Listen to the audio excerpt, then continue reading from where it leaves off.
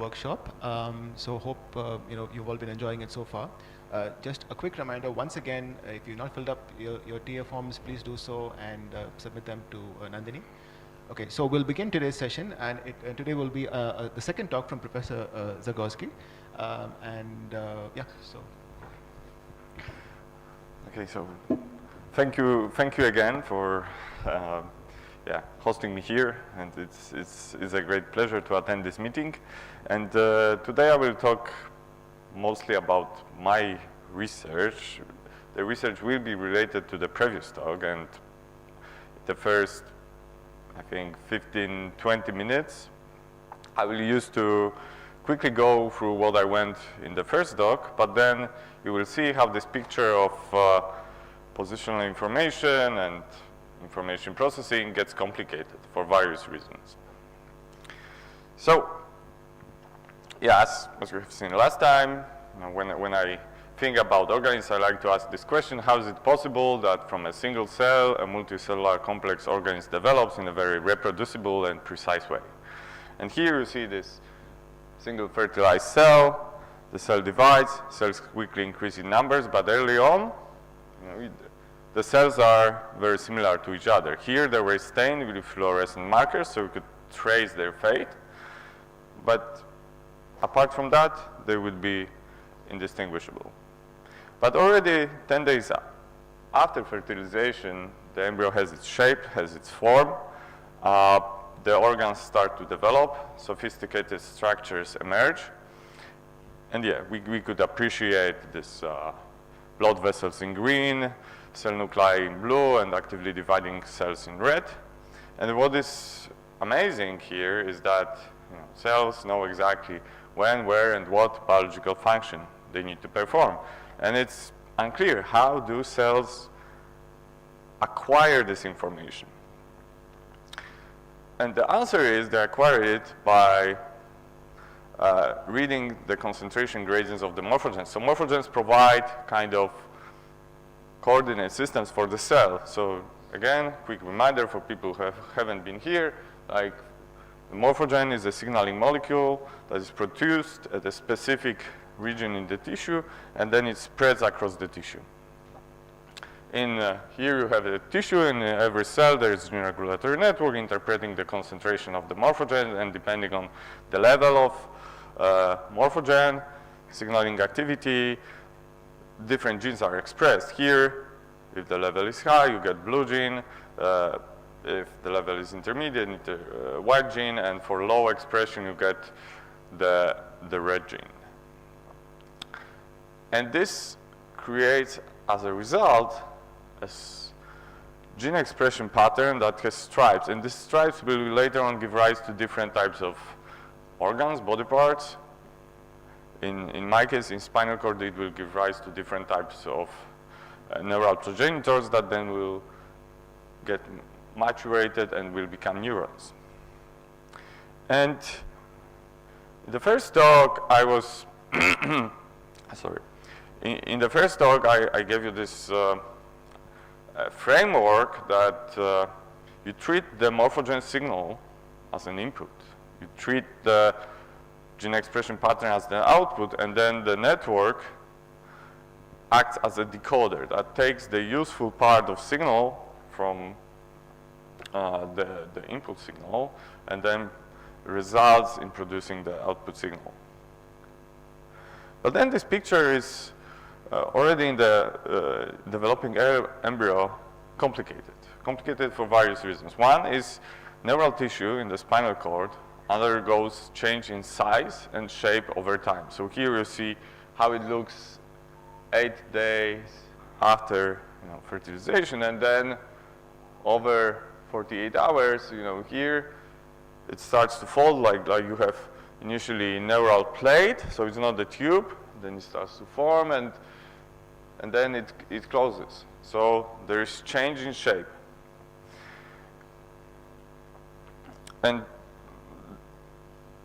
okay, when you have this tube, or even before, you already have sources of the morphogens. So again, just a reminder, what are the morphogens we are talking about? So if you take the ventral part, there is sonic hedgehog, which is produced by the floor plate. On the dorsal side, this is BMP that is produced by the roof plate, and this morphogenes spread across the tissue, form gradients of concentrations. These are read out by the cells, creating this stripe pattern of neural progenitors. There are about, or not about, there are exactly 13 domains of these different neural progenitors, and this will give rise to different neurons that make, there are some interneurons, there are some neurons that are responsible for sensing different things from environment like heat and so on. So you probably want to have this structure well established. But apart from this change in shape, there is also, in the spinal cord particularly, there is growth. So things here take time compared to Drosophila, where you had this pattern emerging on the order of minutes and everything happening basically within 2 hours. So here, after the neural tube is closed, the neural tube extends fourfold from 100 micrometers to 400 micrometers in this dorsoventral extension over 60 hours. So just how this was measured, my collaborator Anna Kicheva, she took 300 spinal cord cross sections taken at different embryonic days. Then those cross sections were immunostate and to mark expression of key target genes and signaling activity of the morphogenes. And now let me stop for a bit and say aloud the questions, the research questions I will be focused about in this talk. So first, how are morphogenes interpreted to result in precise and reproducible patterns? So this is the signaling part.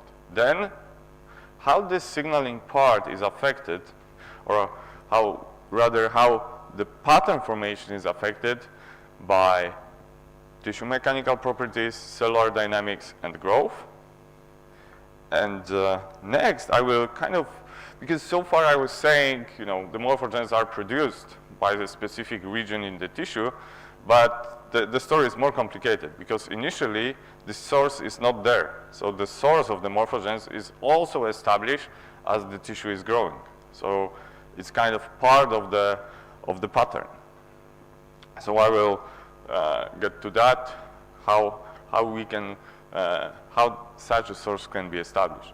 And finally, and this will be like really brief one, I'm from Institute of Theoretical Physics, so we also do some theory here, and this will be to show you that you could solve some things analytically and then get some general insights into how stable patterns can emerge. Okay, starting with the first one. So you have seen this, different gene expression, like this fluorescence in these images. So if you quantify that, we have BMP signal, sonic hedgehog signal. These are different time points of development. And early on, and in the bottom row, you have target gene expression patterns. So what you can notice, and you could also quantify that, early on, this morphogene signaling activity, the profiles are exponentially decaying, but because this is in relative units, so you divide the position by the length of the tissue, and keeping the constant decay length of each of the morphogenes, if the tissue is growing, you kind of have this morphogenes moving away from each other. So this is different than, let's say, in Drosophila, we had the scaling of the signal. Here it doesn't scale. Here it's really if you would be at the specific position, it would change over time.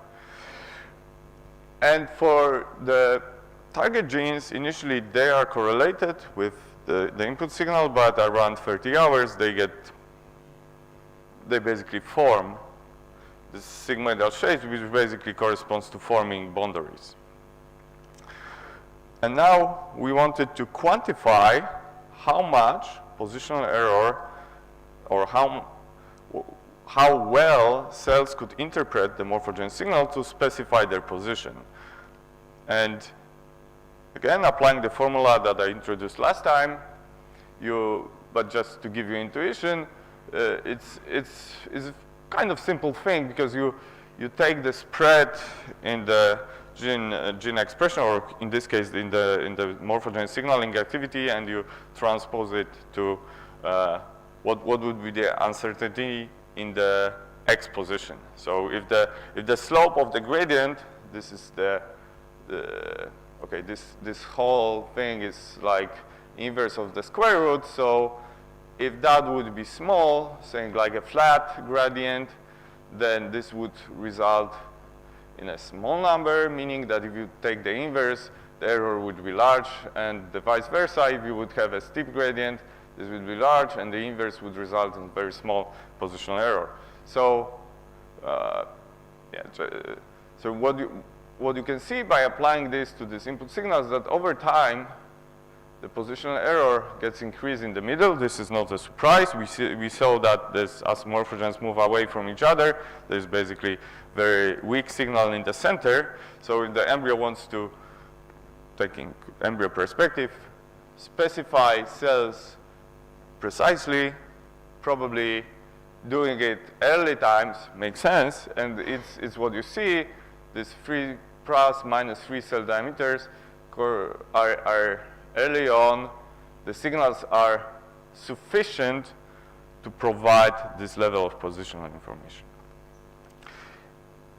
And then we took the output genes and quantified what's there in precision. So basically think about different embryos, and you just get, let's say, at the fixed position, what's the variation of the boundary position, and that's what's plotted here, so the standard deviation of that.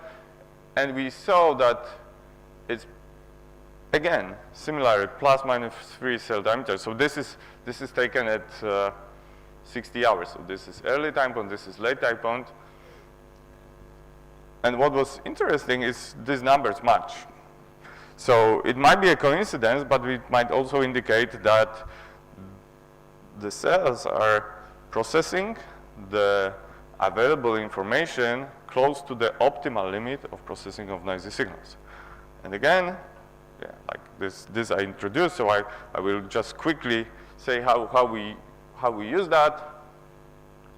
GI is the input signal. Here, G1 is BMP, G2 sonic hedgehog. They are measured at the same time for every position in the embryo. Then we also assume that the distribution of the signal at every position, we approximated with a smooth Gaussian distribution, bivariate Gaussian distribution in this case. And this is mostly technical, because one could take more measurements and work with the actual distribution, but it's just easier to work with something that, yeah, it's more reliable to fit it with smooth distribution. And this can be constructed with having the mean of the signal and the covariance matrix of the signal. And now having that, so that's the distribution of the signal at every position x. We want to know what's the posterior distribution. So we want to know, given specific concentration of the morphogen, what would be the most likely position at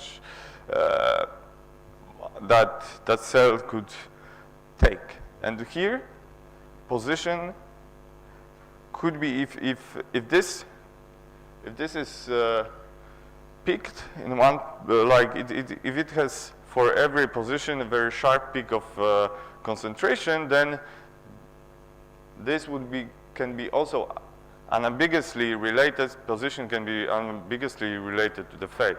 Again, this we already discussed here. Just this is the pure distribution of implied cell fate or position, which without any signals, this is uniform. Cells don't have any idea where they are in the tissue. This is the measurement. So what is measured? This is the normalization factor. And using that, one, at least under the assumptions that we have, that this is interpreted as a specific time moment, the optimal decoder contains all the information that any cellular or computational mechanism could extract from input signals. So we apply that to these profiles that I show you, the early time point. And what we see here is that the cell fate is decoded using the color map with red corresponding to dorsal fates, white to intermediate, and blue to the ventral fates. And this black line corresponds to the concentration of the wild type. So again, we had 2 exponential decays. If you plot that in log-log, this creates a line. And what we could see that close to the wild type concentration, the prediction is, these dots should ideally overlap with the lines, with the boundaries between these 7 domains, and they mostly do. What you can do more? Then you could try to perturb the signal and use that map to make a prediction about the pattern, and this is what we have here in the hypomorph. The sonic hedgehog production is reduced, so you actually get smaller concentration of the sonic hedgehog compared to the wild type. And then if you read here, the ventral domain should be compressed and the intermediate should be extended. So I already showed that. So that would be the wild type, that would be the hypomorph. I would say here you see this shift here, it's less pronounced, but also there are other things happening here, like cell differentiation. Some cells already leave this tissue, but that starts like in the motor neuron starts to maturate and leave. So there are other factors involved here, but in general, it agrees. At least I would say qualitatively and partly quantitatively, you could say, it gives you this prediction. To be more precise, you probably need to really reconstruct the gene regulatory network. But for me, what was very interesting about this map was this region, this shaded region that I didn't explain, that was marked here, and this shaded region corresponded to bimodal distribution of cell fates. Saying that here, there's indeed one most likely fate, but as you move away from this wild type line towards high concentration of the morphogens, you get bimodal distribution. Meaning that the cells would most likely take one or the other fate. And that was the prediction that we wanted to test. We tested it in chick explants that were exposed to high concentration of BMP and sonic hedgehog, and what we could see, indeed, we either have red cells corresponding to dorsal or violet corresponding to ventral fates, but no intermediate, so no green cells here. But the question remained how cells could perform this optimal decoding. And the answer was, okay, let's try to see whether we could propose a gene regulatory network that will also act in this way. So I propose a network composed of three key regulators, transcription factors acting in the spinal cord, where V representing the ventral fates, I representing the intermediate, and D representing dorsal fates, and applied standard ODE approach with thermodynamical model where different strengths of interactions are denoted here by different constants, and or parameters. These parameters were later on perturbed in the screen to find solutions that satisfy different criteria, and these criteria are made to be consistent with all experimental observation that we had. Like for instance, very simple thing. So we start with 10 to the 8 sets of these parameters, 13 parameters, randomly selected from some wide range of parameters, and we require them to produce a spatial pattern composed of 3 stripes. dorsal intermediate and ventral in this order. And this already boils down to 10 to the 6. Then we want to also have, in the spinal cord, as the tissue grows, you have some shifts of the domains. Then we also wanted to have that. That's resulted in a further reduction. And finally, this constraint on decoding map saying you want to have in this high concentration the mixture of ventral and dorsal.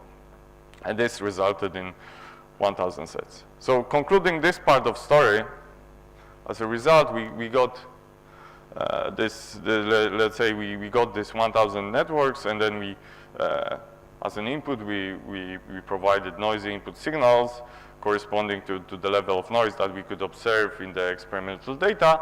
And then as a result, we saw that the networks are producing this imprecision of the boundaries in a broad range, but also in this reaching this biologically observed range of ±3 cell diameters, saying that there are probably, and we already had this discussion that maybe if one would go farther, study these networks more deep, probably one would be able to find what's the difference and what makes some networks to really result in this high precision of the pattern.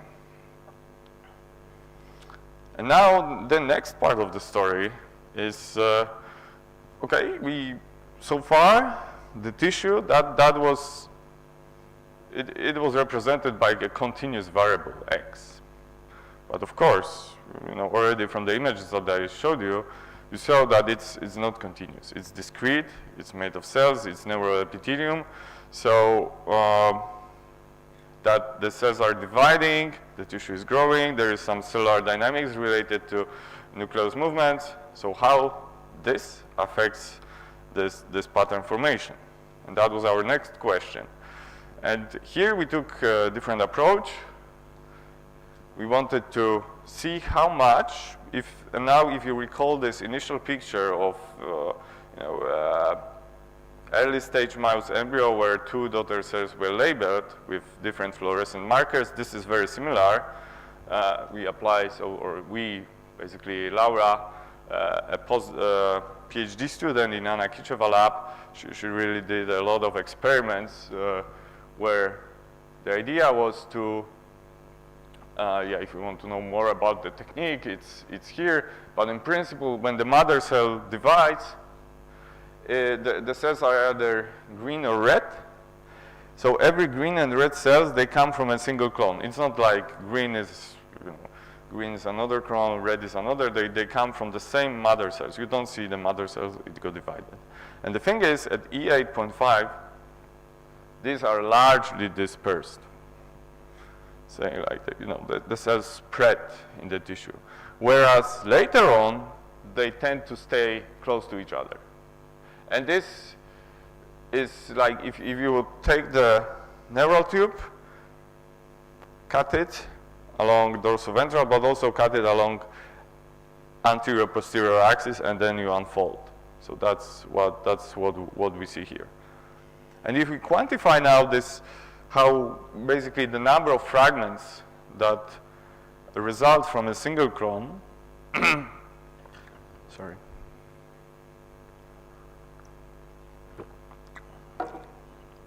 We got this relation where here you see the clone size and here the number of fragments. And early stages are here in green, and just to quantify that, we just take the linear fit. And we called it like fragmentation index, which was high at early stages, low at later stages. Now, we wanted to understand how you could get this fragmentation as tissue is expanding, growing. To do so, we use vertex model where movement of each cell is governed by the movement of its vertices. And to define this dynamics, you need to define the energy function. And here the energy function, let's say the energy function is motivated. We heard yesterday a lot about actin, eckaterin, and other things that make cells contractile in Richard-talk. But if you think in terms of like energy function, it means that cells have their preferred area. This is this elastic term, potentially with preferred area depending on time.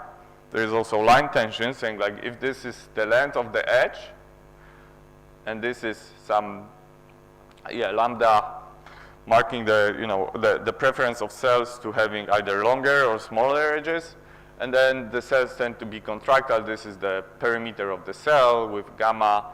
Higher gamma means the cells like to be more contractile. And now to get the force acting on the vertices, you take the gradient of that over position of every vertex, RA.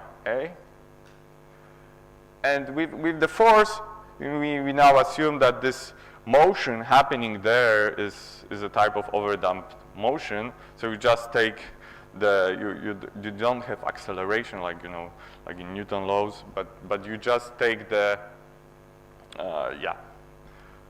this is the velocity of the vertex, and this is something relating to either viscosity or a drag in this environment.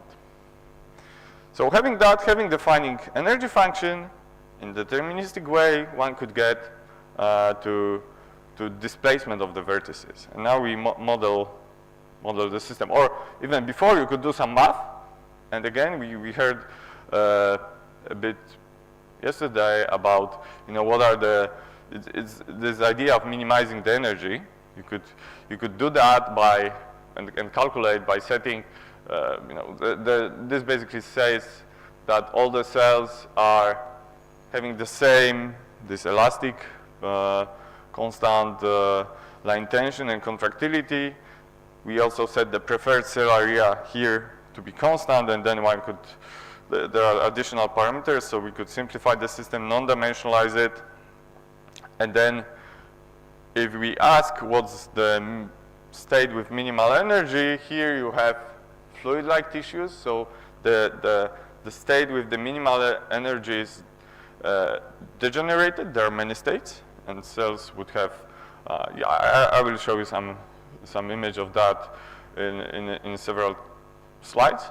But then there is a whole region where you have a solid-like tissue with hexagonal cells. And then if you increase the tension even further, what happens is that cells are collapsing because they are the elastic term cannot overcome the contractile terms. So cells are elapsing. And now, taking this, so this is the classic vertex model. Okay, we added the cell division. We wanted to ask what's the fragmentation. I did the simulation, and basically, yes. When you say fluid-like, do you mean that they're just irregular, or their shape is ever changing? Like they don't have a definite shape; it's constantly changing as a result of. So in this. Yeah, the shape is irregular. That's one thing, but I would say to have it constantly changing. So in this classic formulation, I would say without noise, without any let's say without noise, without any cell divisions, this will just arrest. It's like a glassy transition. It just goes there, but depending on the starting conditions, it will go to a different state. But then I would say it's enough to really bring a bit of noise, and then things start to move, and then this is like a fluid-like, okay? But thank you for that question. And then when we did, or I did the simulation, basically I saw that there is no fragmentation. It's not, it's not even close to this fragmentation index that we observe here. So of course something was missing. And then one thing that we added to increase this fragmentation, or to see, the question was, what are the factors that increase this fragmentation? And I'm telling you the story that is already finished, published. So I knew what's that, but it took a bit to really figure out what are the missing parts here. So one thing is the noise, which yes. This is fragmentation of the clones that were, so, okay, maybe I didn't explain it well. I'll just, oh, okay, maybe here. We measure the number of fragments, like the fragmentation index, saying like you have one cell, the cell divides. As the cell is dividing, this creates a clone. So this is a clonal population of cells, and some cells will stay together. Then this is one fragment. If they disattach, then these are two fragments. So you can imagine that for, let's say, clone size 4, you could either have one cluster of cells, there's no fragments, or every cell being separately. Then it's 4 fragments. And then we quantify it with fragmentation index, and this is a measure that I use to quantify fragmentation. So would you also require the medium to be a bit fluid-like to see fragmentation? Sorry? Would you also require the medium to be a bit fluid-like to see this fragmentation? Medium? No. So the medium, should it be... Okay. I will come to that, saying like the medium, like the tissue, yeah.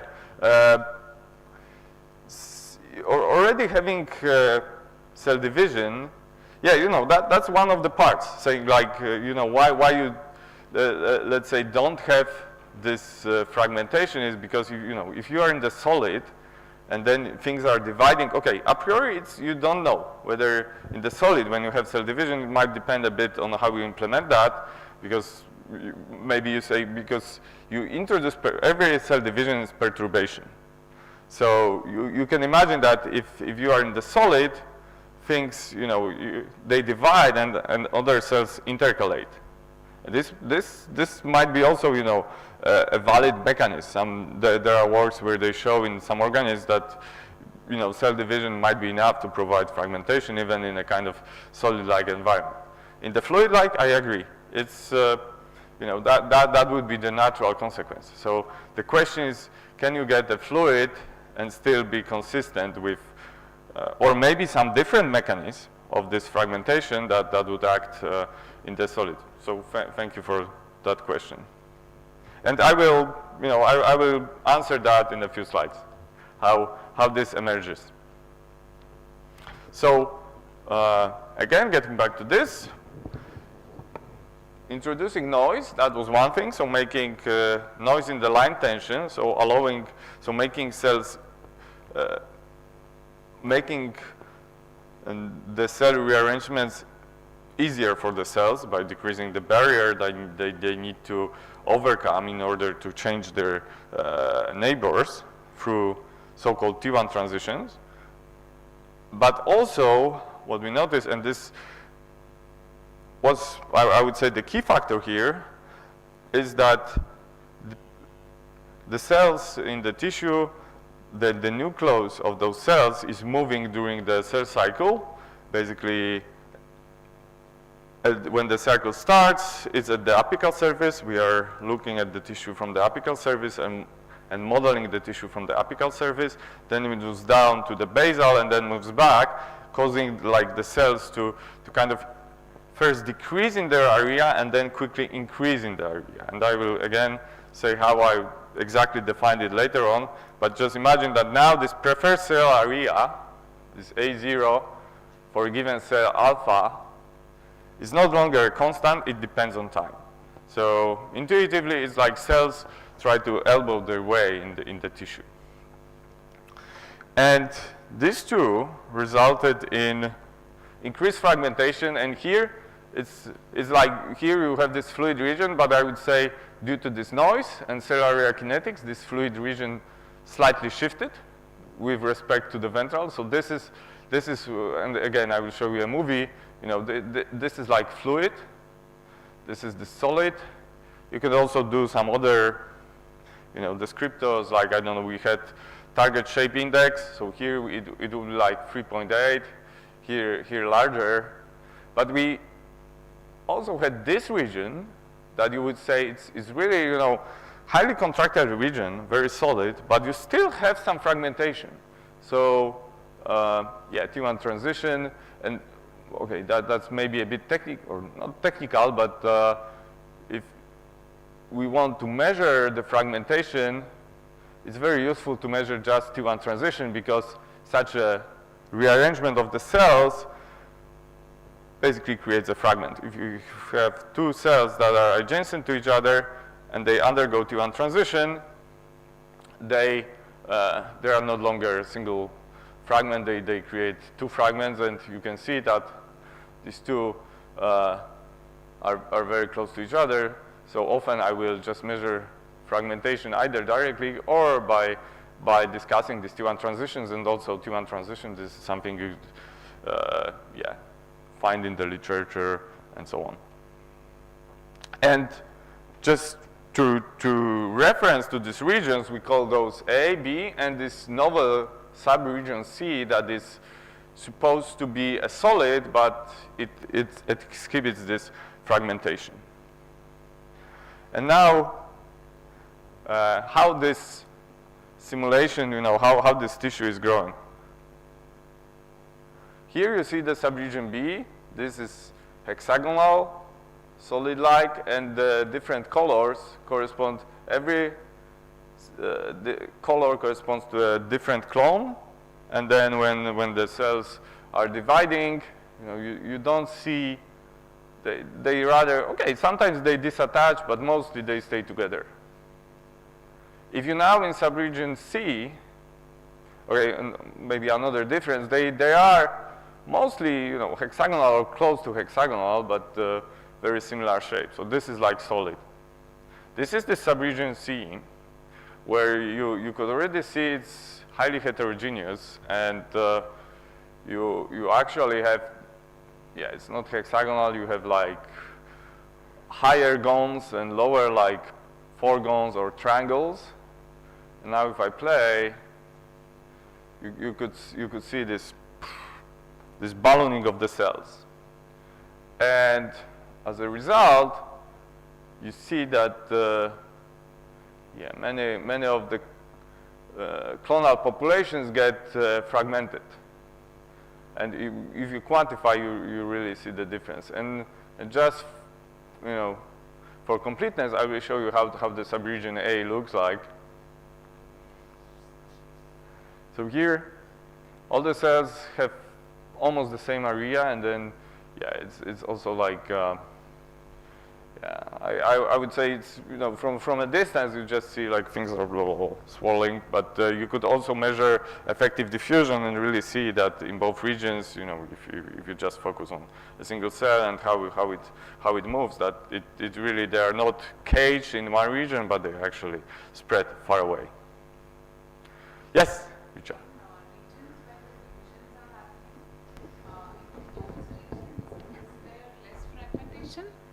That's And fragmentation requires less division? I don't know. Yeah, that's a great question. We got this question from one of the reviewers and really spent a lot of time on answering that. And there is no clear dependence, I would say. In this region C, at least, because we were focused mostly on region C, you don't see a causal relation. So division might have something to do with it, but it's not like the main cause, saying like, of course the division is perturbing the tissue, but so the answer would be some of these events are related to divisions, but many other are not. But I must say that depending also on the tissue, it might be different, because sometimes you really see like and that was also a question that sometimes after division the cells tend to disattach, but here that was not the case also in the actual tissue, because that motivated us to also try to live image cells in this neural epithelium, and to some extent Laura managed to do it. I'll show that movie later on. But what I want to highlight here is that you indeed have this high cell area variability, in the region C. You could also, okay, I didn't mention that, but if you do this analysis of energy function and try to find the minimal energy solutions for this highly contractile region, then it's also there, and this is work by the group of Frank Gulli here, you find that the hexagons are not the only minimal solution, or you could get better by having like the mixture of 4-gons and octagons, and then triangles of 12-gons. So I would say some of that remains here, like 4-gon and so on. And if we quantify that across our space of line tension and contractility, we see this is cell area variability. But the question was whether this cell area variability is responsible for the fragmentation that we see, whether this is enough. Okay, before I get to that, we also wanted to see whether in the tissue we see the same cell area variability, because if we wouldn't, then of course it's like pointing you, okay, you have the simulation, you have this nice fragmentation, but this is not the region you should be looking at. You should actually look at some different regions. So we wanted to first check whether by segmenting the tissue, we match what is produced by the vertex model, and we use different cell shape descriptions like coefficients of variation of cell area, the number, the fraction of hexagons, cell shape index that basically took some sum of that, and we found that the best match is indeed here. We also did some laser ablations. I'm not going to talk about that, but yeah, you check the details in the work. Yes? Yeah, please.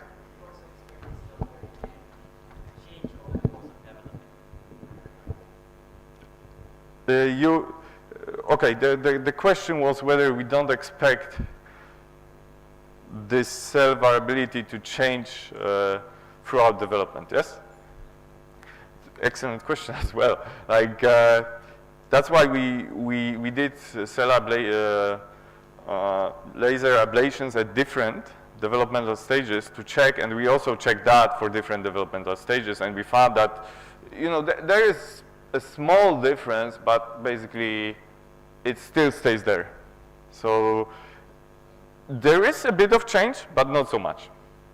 Okay, and like saying quantitatively, because sure, that was our alternative hypothesis. That, and later on I will, because the fragmentation is changing, maybe the system is moving from here to here.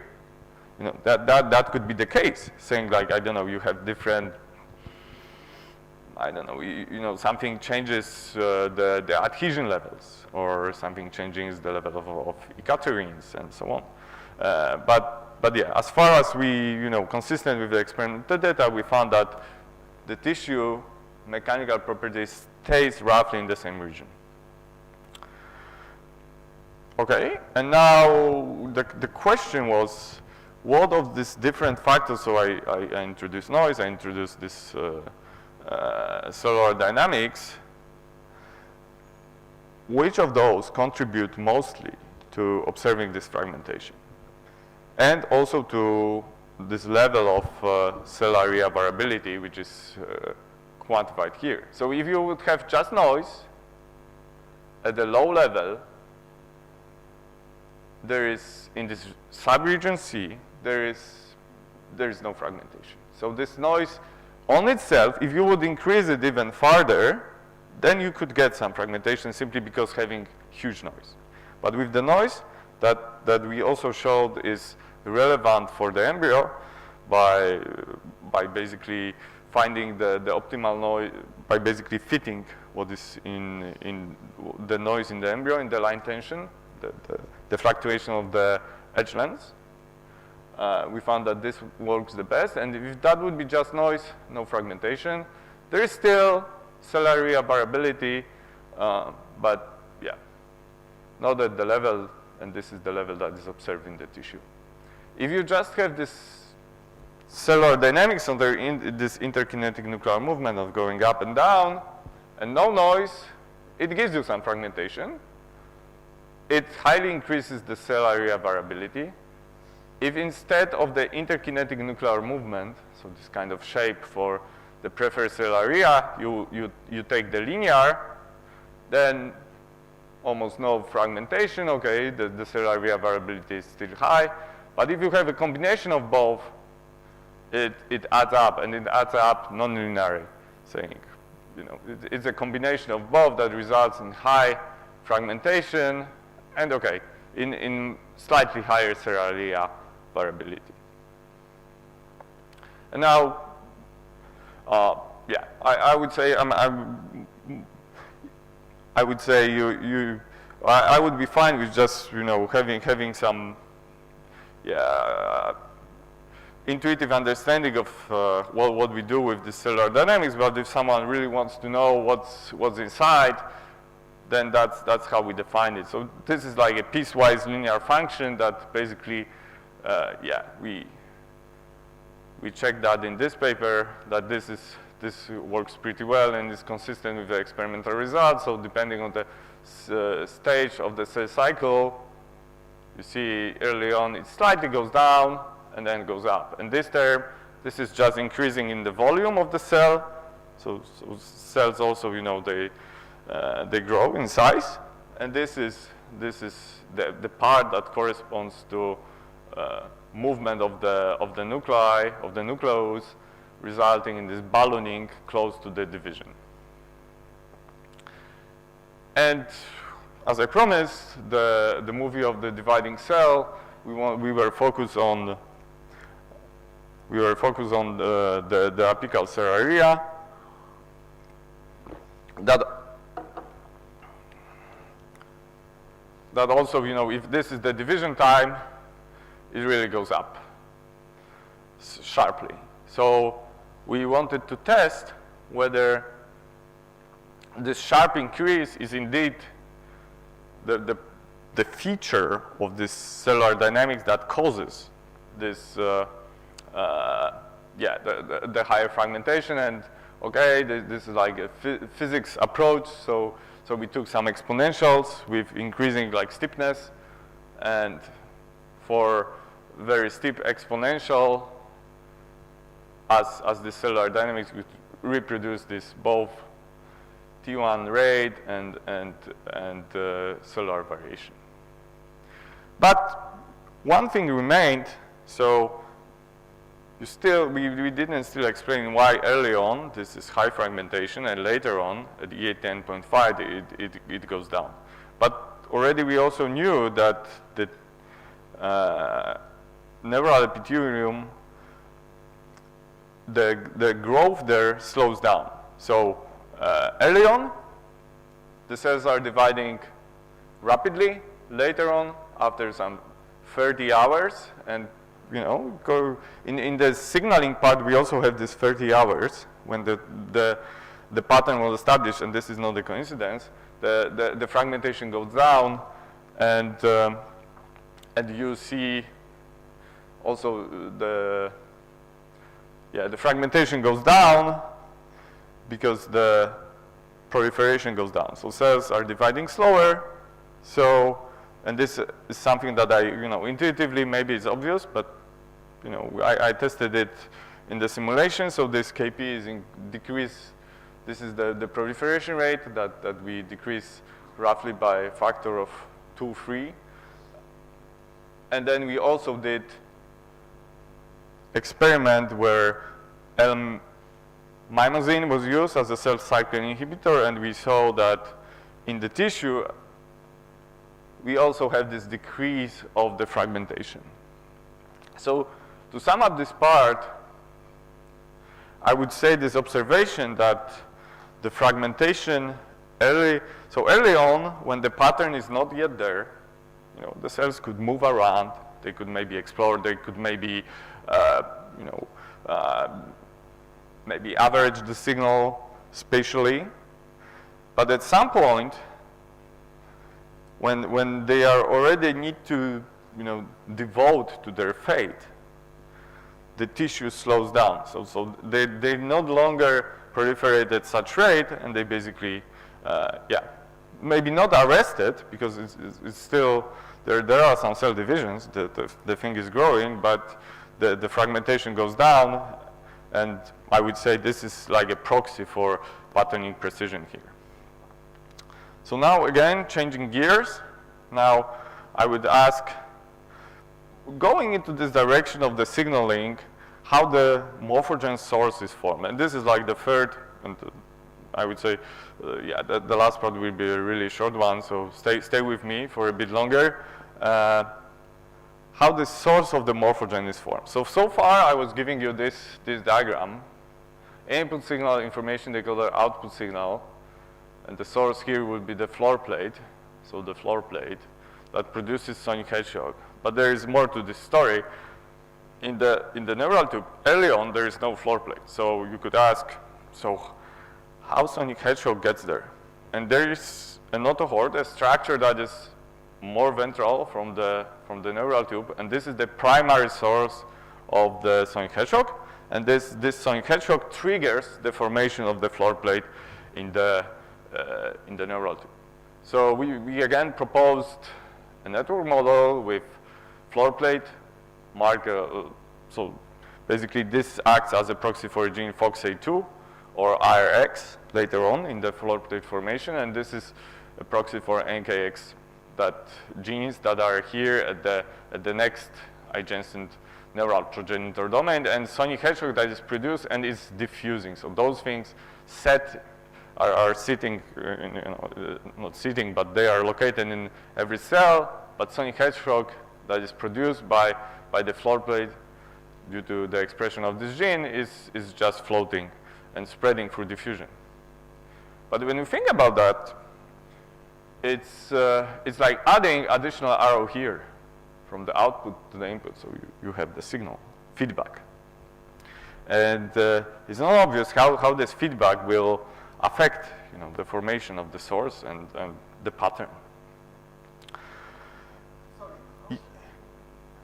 So how is it acting as a feedback? Yeah. Like, because when I think about output signal, I mean gene expression. And here, the gene expression, the expression of the floor plate, produces the signal, so the sonic hedgehog. So that's, depending on how much of this floor plate is there, you expect different levels of the morphogen signal, and that's why, it's, it could act as a feedback. Whether, it's really there, this we will see. Yeah?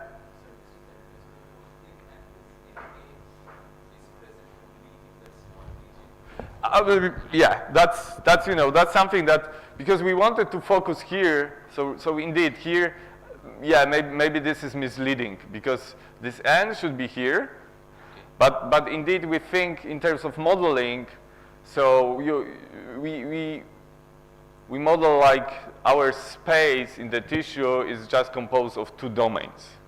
So I would say, in the model, it's like floor plate and everything, so that the target part of the tissue just has the sonic hedgehog. Yes. So there, that feedback is not occurring. The feedback happens only. So I would say yes. The feedback, when I meet in the feedback, it's okay. I would say the feedback still might be there, because depending on how the source is formed, the morphogen signal might be different. Mm-hmm. Though, okay, maybe like spoiling a bit, but because you have this diffusion and degradation, it's actually, here this part would not be so important, saying it's very robust against how the source is formed. So you still have exponentially decaying morphogen profile, and that's no surprise, because we just say diffusion and degradation. So yeah, to some extent I agree. But what is affected might be the amplitude of the signal. So if you say, the amplitude matters, and it might matter, then yeah, then this feedback goes towards the target tissue. But yeah, excellent comment as well. So again, we propose a model with thermodynamical description for the expression on F and N, so floor plate and NKX. And then this is basically diffusion equation where you could, notice the diffusion term, degradation term, and production term. And then my postdoc, Richard Ho, he basically came to my group from turbulence group, and so he was very good in fluid dynamics and everything. So he wrote, okay, this was just to remind that the system is growing. So you will later on see 100 to 400 micrometers, because we simulate this system of two ODEs and PDE on a growing domain, where we also screen for the parameters, the ones that were marked there, keeping the rest to some biologically realistic values that we also later on test how they affect our outcome. And the result of the screen is that we found like over 100,000 successful solutions. And by successful solution, I mean something that follows the dynamics defined by these equations and has two domains with floor plate on the ventral side.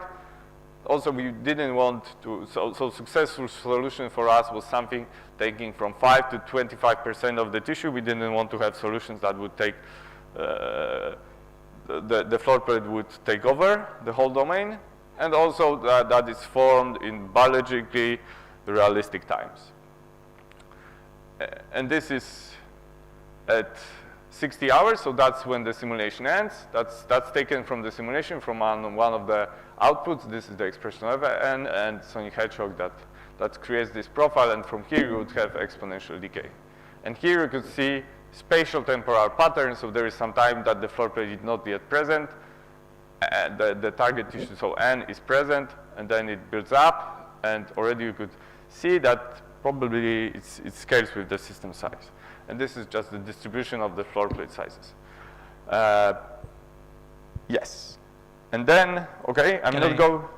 Sorry, yeah. Can I just ask one? Yeah, great. So, how do you select your initial parameter space, like these four? Yeah, that's, okay, maybe I will answer with this, saying like for these parameters of the strength parameters, we really do broad range search. Saying like, we just set some ranges of parameters that are a few orders of magnitude. For diffusion, degradation, like Hill coefficients, for Hill coefficients, we just use things that are, higher than 2, so to have enough nonlinearity. For the diffusion, we use values that are found in the literature. For degradation, the same, or the same order of magnitude.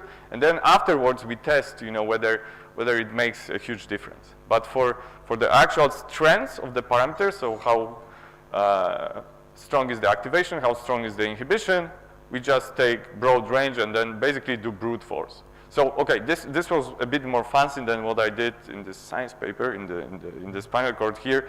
It was more like random walk in this space, initiated with so it's not like just one random walk, going, but we actually have several random walks starting in different places, doing it in parallel. So we're quite convinced that we don't miss at least some large part of the space. Of course, it's never, it's numerics, so you are never guaranteed.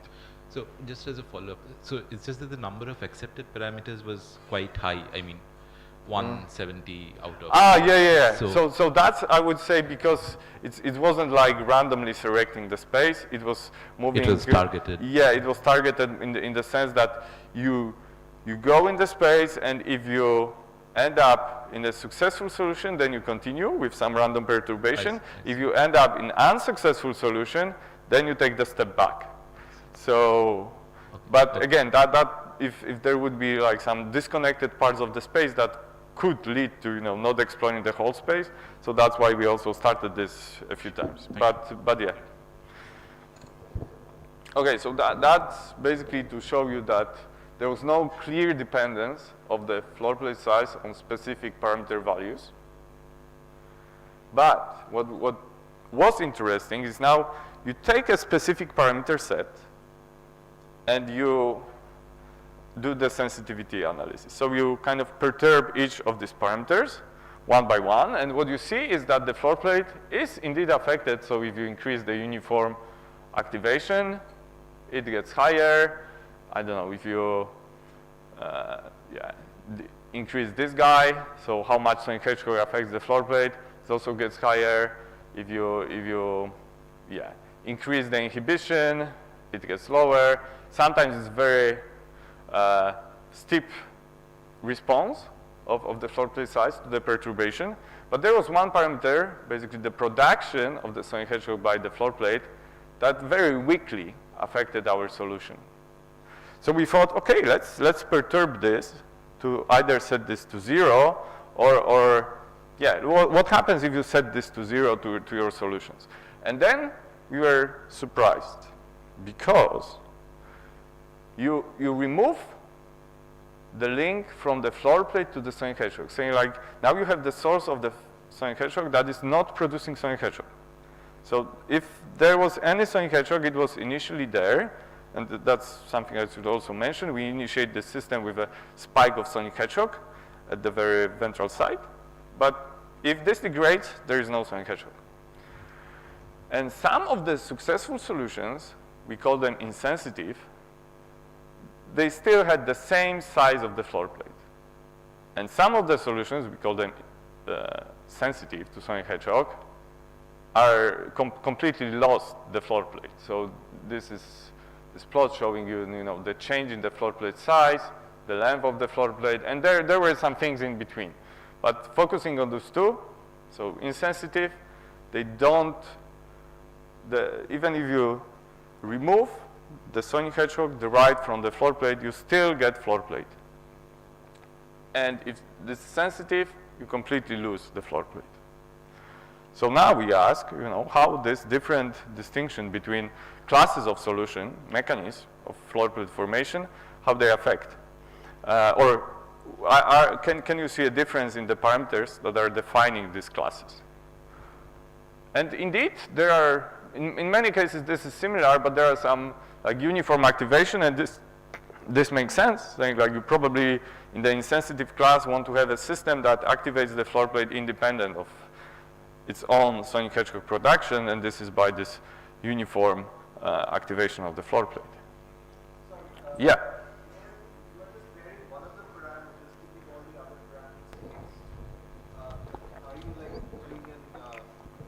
Do you get this distribution by averaging over many realizations of fixing the other parameters? Sorry, that was this, okay? And this is the full screen. Sorry, this is, I didn't say that. This is for all successful solutions, now divided into two classes. And now if we look into how the floor plate size is changing as the tissue is growing, and now we also perturb growth. So we wanted to see, depending on the level of growth of the tissue, with 5 being the growth that is observed in the neural tube, how the size of the floor plate is affected by the tissue length. And what we see is initially it's form, and then it scales with the size. And it's for insensitive, it's perfect scaling. For sensitive, not close to that. Now I will speed up a bit just to get to the end of the story. If you now plot it in so that was in the absolute scale, so micrometers here. If you plot in the relative position, the tissue is growing, so you really see that the growth, you have like perfect scaling. And here for growing tissues there is some additional effect towards later times. And now if you delete this Sonic Hedgehog that is produced by the floor plate, so again you remove one of the links, you see that here nothing changes, also in this scaling, and here you lose the floor plate. It's formed initially, but then because there is no this feedback of Sonic Hedgehog production, it cannot maintain itself. And we were also interested in what decides about this initial, the timings. So what sets this, that the floor plate is formed early on within roughly 10 hours. And one answer is it's decided partly by the parameters of the network. That also decides where, yeah, partly by the parameters of the network. But if you would like to name one thing that is, okay, it's not, it's degradation that is the one parameter that if you perturb that, you really could affect very clearly this, the time of formation. So it's maybe also not surprising that, yeah, you kind of take the inhibitor of the floor plate, and if it degrades faster, you could actually allow floor plate to grow quicker. And now, as for the size, so because initially I showed you also, that we have distribution of floor plate sizes. For a given network, you just have one floor plate size, but depending on the parameters, you can have different floor plate sizes. This is decided by the strength of the interactions, but it's also decided, and this is, I would say, when the notohord comes into the story, by the level of initial sonic hedgehog. So if you have more initial sonic hedgehog, and this is something like we model by adding a flux of sonic hedgehog to the system, you could really change the relative size of the floor plate. And here there are like large floor plates. It means these are the parameter sets that produce you floor plates that are just for a given flux, they are just larger, saying like here 20%, and here, okay, even 30 here, and 5% here for the same level of initial flux. So the level of flux matters, and it also matters when you think, okay, that's actually the next transparency, but here what I plot is, so far I was discussing the floor plate size, and here I get to the amplitude of sonic hedgehog. So you have the floor plate, but you probably would like to know what would be the amplitude of sonic hedgehog produced by this floor plate. And okay, here as a function of growth, it also, I would say, scales. So probably you would say, okay, maybe this is related to the floor plate size, and indeed it's related, such rates later on, but maybe here this is not the key observation. Like the key observation is that depending on the growth, this could really change. So for the floor plate size, it wasn't the case. You saw those curves perfectly aligning. For the amplitude, it's really related with the growth, but it's also related with this initial flux. And here, I would say you could see how the floor plate is actually contributing to the amplitude, saying this shows you that having the flux from the notohord, and it's like continuously provided to the system, and also having the floor plate that is producing sonic hedgehog, you have kind of two sources of sonic hedgehog in the system. And now, if you remove the flux, leave the floor plate, then if this flux was high, then you have a drop in the amplitude. And okay, this is sonic hedgehog that remains, and this is sonic hedgehog produced by the floor plate. Whereas if this sonic hedgehog was, if this flux was low, probably removal of the notohord, and what we know in the development of the spinal cord is that the notohord later on moves away from the spinal cord. So, okay, it's not quantified well, but the assumption is that the flux is largely reduced, and that's why you also need the floor plate to be there. And finally, we tested these predictions experimentally. And the idea of the experiment was first, so there are a few experiments. One of them was, this is the wild type. Here you see in red, you see the sonic hedgehog. In green, you see floor plate. Blue marks for the cell nuclei. And this is the wild type. So you see, if this is the Sonic Hedgehog produced by the floor plate, by the notochord. If you delete Sonic Hedgehog from the floor plate at, I think that's 7.5 E 7.5, you still have the floor plate. It doesn't produce Sonic Hedgehog, and if you quantify, this is what you see. So this points out to this insensitive class of solutions, saying it's the same but done experimentally. So in the simulation, I remove a link. In experiment, we just remove Sonic Hedgehog production from the floor plate. If you do it a bit earlier, so E 5.5 to 6.5, you delete it both from the notochord and from the future floor plate. So basically, there is no notochord, there is no floor plate, so there is no Sonic Hedgehog. Yeah, it's just empty. That's also shows that this initial Sonic Hedgehog is important in the system. And finally, if you do this kind of deletion later on, saying yeah, that's E8.5, yeah, again, you don't have Sonic Hedgehog in the notochord, you don't have it in the floor plate, but the floor plate is still fine. Okay, so I think I will now just quickly go to the last part where I want to discuss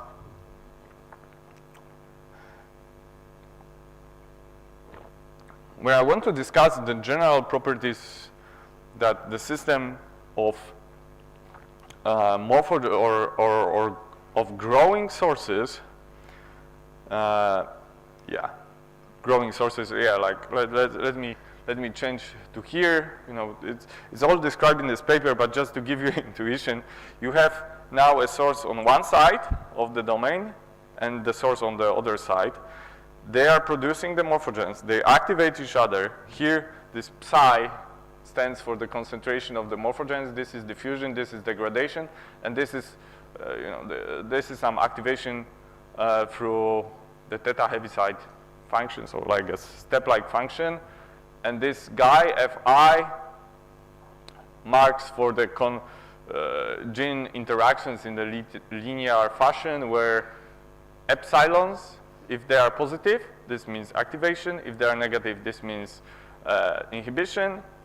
The C is the threshold of activation that is additionally imposed by larger network that this motif can be embedded. And we try to stay here as general as possible, saying like the CI can be either positive or negative, and just ask a question: under what conditions on these parameters the system will result in stable pattern? Just you get two genes, two reaction, diffusion reaction equations that are coupled with interacting genes, and yeah, we would like to know whether this set of equations will result in stable pattern. And we do it, and basically Maciej Majka, a postdoc in my group, he solved it analytically. He found some conservation law. He could apply Green's function and do some nice integrals. That's fun. But by the end of the day, you want to know whether. So that's the example of one of the stable solutions, that you get two domains that hit each other, and they stay and they overlap a bit. This is delta X, and I consider this as a proxy for a region where you have a mixture of cells, so something like a proxy for patterning precision. They could also stay away from each other, these domains, and then there is a gap where neither one gene or the other is expressed. If you want to see a bit of dynamics, it's like, again, the blue domain is starting on here on the left, the red is starting on the right, and they approach each other. Like if you have a source, actively producing the morphogens that is also activating its expression, then you expect that this domain will expand. But if you have two expanding domains that are, they can inhibit each other or activate each other, something happens when they hit. We don't model the hitting as such, but we model what happens later on. And what can happen is you can either have what we call indeterminate gene expression pattern, where they just go through each other, they don't care. They could also hit each other, and one would, and they would move in a kind of, fashion with a constant velocity in one direction, or they could make a stable, they could hit each other and stay there. And again, that's like, probably 2 more slides on that. What we found is that this intermediate indeterminate gene expression profiles, they're part of the space, and the space is defined here through some reduced parameters. But what you should take out of that is that really the stable gene expression pattern, they are very rare, but that should maybe raise an alarm, like ring a bell, like but okay, but in development you really had a lot of these stable patterns. So what's is this model maybe missing something? The thing is, this traveling gene expression pattern, close to this region of stable gene expression pattern, they travel at a very low speeds. So we believe, and we also that this broad plateau of low velocity drift is something that patterns in biology can persist. And one example, we heard over these last days a lot about Drosophila. In Drosophila, in the nuclear circle 13, the posterior genes, so this giant and NIRBs, they shift. And if you do the math, you find that they shift with this 24 micrometers per hour. They do it for a very short period, but still, that would fit somewhere here. So I would say if that's one of the take-home messages from this work, that would be it. If you are more into network motifs, then we also analyzed and categorized different motifs, how they provide the stability. And finally, we moved with that we teamed up with a group of Thomas Sokołowski and his collaborators, Peter Reintenwolde and Nils Becker. They had a model with very realistic model of what happens in Drosophila, including noise and so on. But their question was about what happens if you remove the morphogen gradients, or in this case the maternal gradients, and you let the genes as such. And then they had different. The idea was that by playing with the inhibition of next nearest neighbors and nearest neighbors, you could increase stability of such a pattern of 5 stripes by orders of magnitude. And that's what simulation showed, that you get increased by roughly 2 orders of magnitude, which is, this is just one plot. And then Maciej applied the theory he developed to make a prediction about what's the most stable pattern in terms of theory. You can imagine this has a lot of parameters, so he took these parameters, simplified, and then by the end of the day he got this line which was really close to that. That's no fitting here. So he could get it basically everywhere here, but it really also coincided with this peak, so we were really happy, and that's very okay. It's on archive since last year, but recently we got updated that. And to sum up, I covered I covered plenty of aspects of pattern formation. One of that is the signaling part, and in my work, and also in the works of others like Gasper, Thomas Gregor, Petkova, Erik Wischhaus, Białek, it seems like the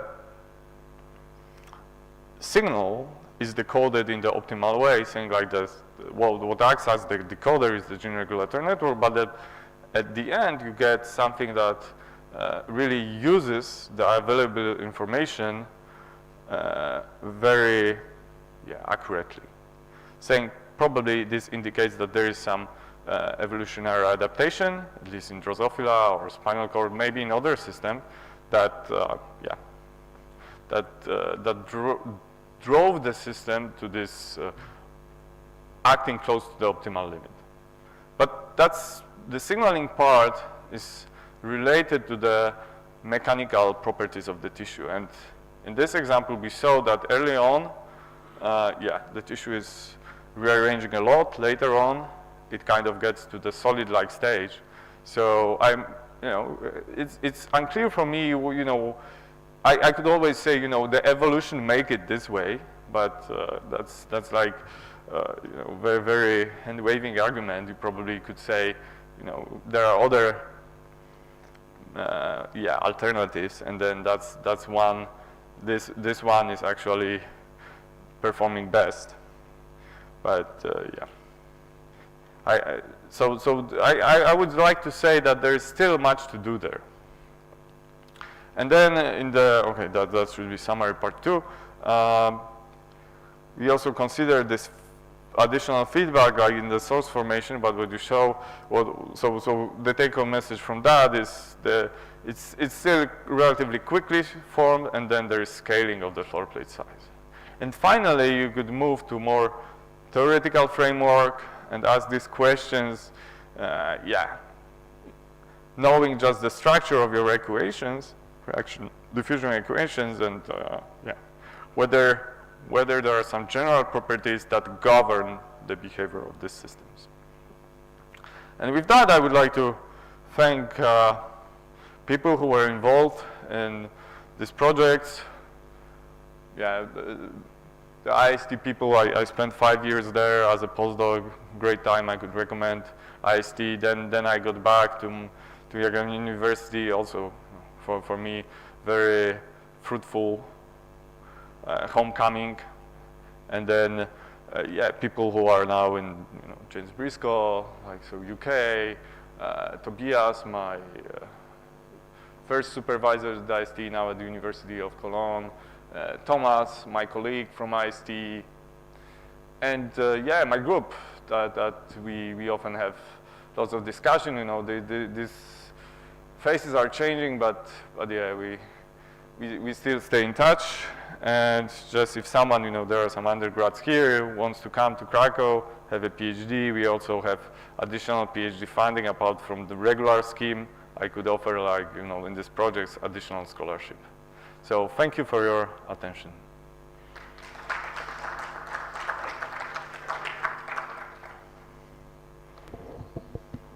Thank you so much. Any questions?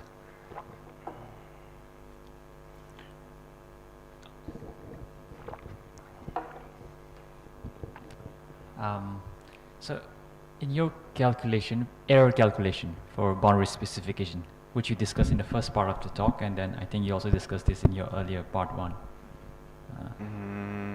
Okay, you mean, sorry. Right, where you calculate information and... Okay. So that's mostly this pedagogical talk, but here it was, sorry for clicking. Let me do it differently.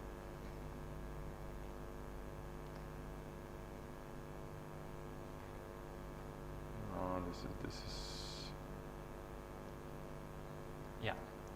So for these calculations, do you take into account of cell-cell interaction? No. No. No. It's well, the short answer is no, because there is no cells there even and this is that's one of the things maybe tomorrow in the tutorial I would like to discuss. That basically the discreteness of the tissue might affect this. What is neglected here is the covariance or correlation between the signals. But what we showed is that in this system this is negligible, saying either you include this, we have this from measurements, or you exclude that, it doesn't affect. However, like recently, and I think recently this year, there was like paper by I think Thomas Gregor, Will Białek was on that.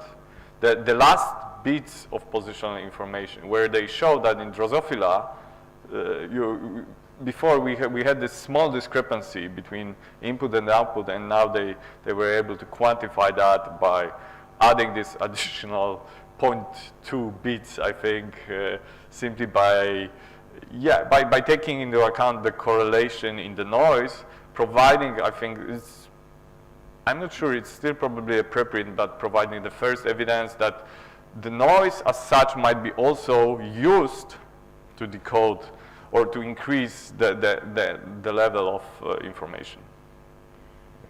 So one last question. So most of the data that you've shown here today, and also in your earlier talk, it's from chick embryo. Am I right? No. So this is from mouse embryo.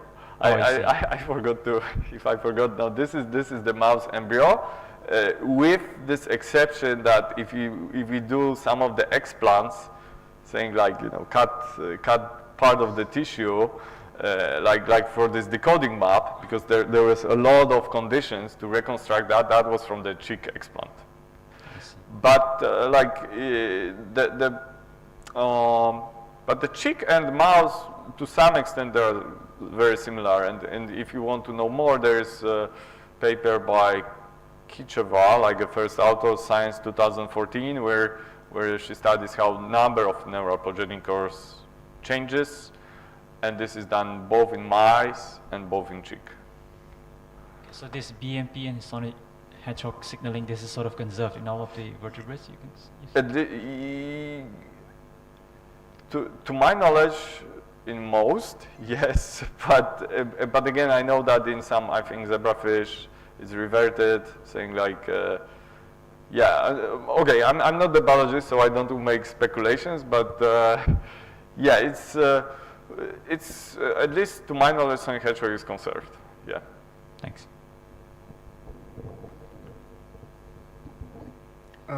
So I didn't get the part where you're saying that the feedback is required, like the output signal from the information decoder is fed back to it's controlling the input signal, which is the morphogen. So why is it required? I mean, what is the purpose of that? Very good question. Like I would say,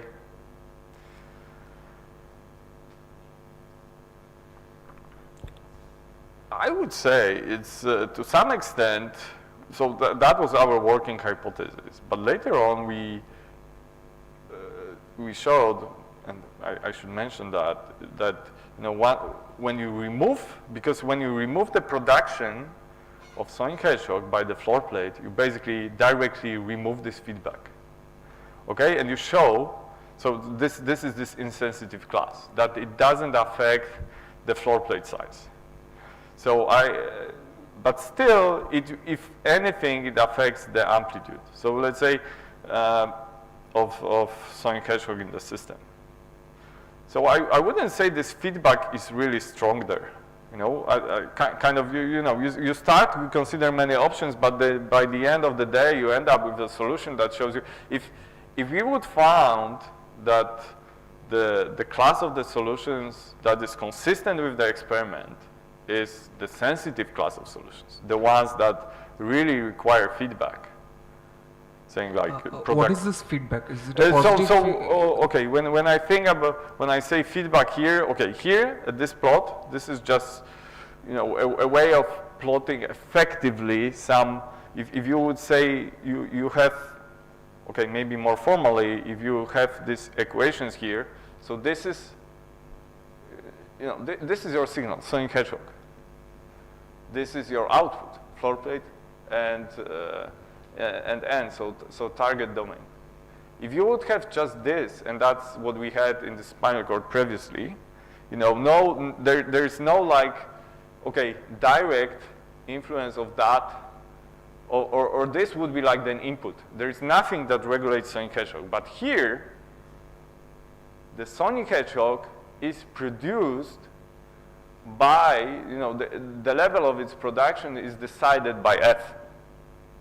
So if you would like to, interpret this the feedback in mathematical sense, this gives you, if I would forget about this diffusion, Sonic Hedgehog is like, it's really on the top, nothing affects that in the dynamics of the system. However, here, F could potentially, not potentially, it's directly affecting the production of Sonic Hedgehog. So that's the feedback. And now you know how important this is. Yeah. So This is different question, and this is what we wanted to answer with this whole scheme. And I would say, the answer is, the answer is, I would say, a bit complicated, because you would say you certainly need floor plate to be there to have Sonic Hedgehog, but later on, if you remove this term, because KFS means basically zeroing this term, you remove the feedback, the system is still fine. Okay, in the sense that it's fine in terms of having the size of the floor plate of the same magnitude, but of course the amplitude of Sonic Hedgehog will go down. So in these terms, I would say you need Sonic Hedgehog for development, especially you need it early on.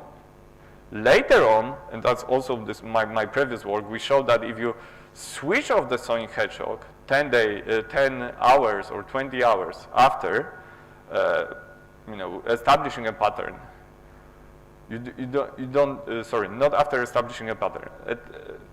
That's even before the stripes are formed, but you just remove signaling. You just need the signal for 10, 20 hours.